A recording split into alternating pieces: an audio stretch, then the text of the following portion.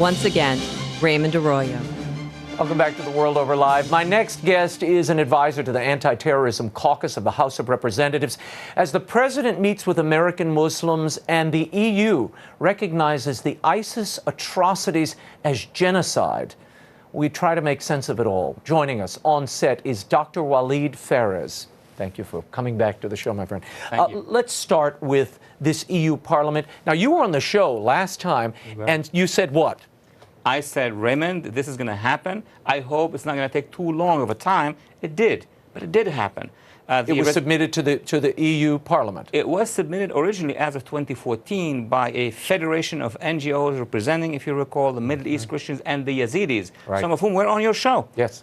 And finally, you know, it's an organization of 27 nations. It took some time for that to be recognized. But that's a good thing because this is an international organization, European Parliament. Hopefully Congress will follow suit. And hopefully the United Nations will be the one to declare it officially under international law as a genocide. That will have consequences. It's just a long time before. Well, yeah, what took them so long? I mean, we've had crucifixions, you've had beheadings, and we should update people. What's happening in Syria? What's happening in Iraq right now?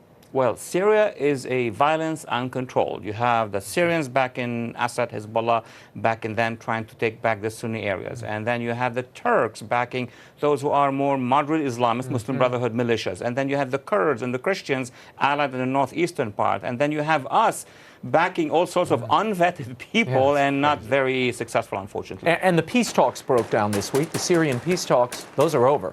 I don't think they are really peace talks. These are just talks while action is taking place on the ground. Yeah, I want to play something for you, and this is a predicate for the latest infusion of cash into the region by the United States. This is Secretary of State John Kerry. Now, here he's talking about the $150 billion donation, if you will, that was part of the Iran nuke deal. Listen to this, and then we'll tell you what happened this week. I think that some of it will end up in the hands of the IRGC or of other entities, some of which are labeled terrorist. You know, to some degree, I'm not going to sit here and tell you that every component of that can be prevented. Now we learned this week $900 million in so-called humanitarian aid going to the region. Are you confident that this money will actually reach the Christians, the Yazidis, these other minorities who are in such desperate straits? I am not confident just because the representatives of the Middle East Christians, both in Syria and in Iraq, and the Yazidis, and even the representatives of moderate Muslims are telling us, they're telling Congress, basically, they're not getting that support. Those who are getting the support are the partners of the administration, and most of whom are linked to the Muslim Brotherhood or close to the Iranian regime, unfortunately. Oh, it's unbelievable. I want to talk about Al-Shabaab. This is a group very active in Africa, and they're moving all over Africa. We saw in Somalia, in the capital, a plane blown up the other day. We see in this Kenyan coastal village, a Christian town, just people raised, raped. I mean, horrors going on. What of Al-Shabaab? Why aren't we hearing more about it? And is this the next ascendant jihadi cell, if you will, in this part of the world? Raymond, it's one of the many. We have been discussing this forever, you and I, and other shows as well. Al-Shabaab is linked to Al-Qaeda. Al-Qaeda has branches in Africa. ISIS has branches in North Africa, and in the middle, in between that other monster, quote unquote, of the Nigerian jihadist organization of Boko Haram. Africa is in total chaos right now, and it's not on our priority list, unfortunately. No, it's unbelievable. The Custis for the Holy Land, Father Pizzaballa, Pier Battista Pizzaballa, made a statement this week urging Christians in these regions, in the entire Middle East and Africa, stay where you are. Do not migrate. We need you there. ISIS cannot take control. These Muslims cannot take control if you are in place. How wise is that? And then I want to go on to the second part of his statement. Well, basically, this should have been the wise policy. Again, it's coming very much late in the process. I mean, 10, 15 years ago, I used to go to Congress and then urge Congress to help the Christians where they were in Iraq, in Syria, in Lebanon, elsewhere. Now you have an ISIS threat. If we have a policy, a U.S. policy, to support free protected areas, then be it. That's where they'd have to go until they can come back home, because their infrastructure is shot. I mean, there's no water. The church is gone. Their hospitals are gone. They don't have food. I mean, people don't understand the gravity of this that you and I are hearing from the ground and the people who keep going back and forth trying to bring the aid in. Pizzaballa also said he urged moderate Muslims to look closely at their theology and to have a conversation within Islam. He said, it is clearly a deviation from your teaching, but there are links to established theology at play here. Is he right? Look, where he is right is that there should be a debate. Where he is right is that we should support the moderates, not just in the theological battlefield. That's going to take a long time, 20 years, 30 years. But there are people rising in Egypt against the Brotherhood, in Tunisia, in Libya, in Lebanon, the Cedars Revolution. These are the Muslim moderate forces that the West needs to support. And I mean by the West, you know, not NGOs, the administration and the European Union. I mentioned this earlier with Ted Cruz, the president coming back home. He spoke to a mosque in Baltimore. This mosque has some interesting ties to terror. They were under surveillance by the FBI for a number of years.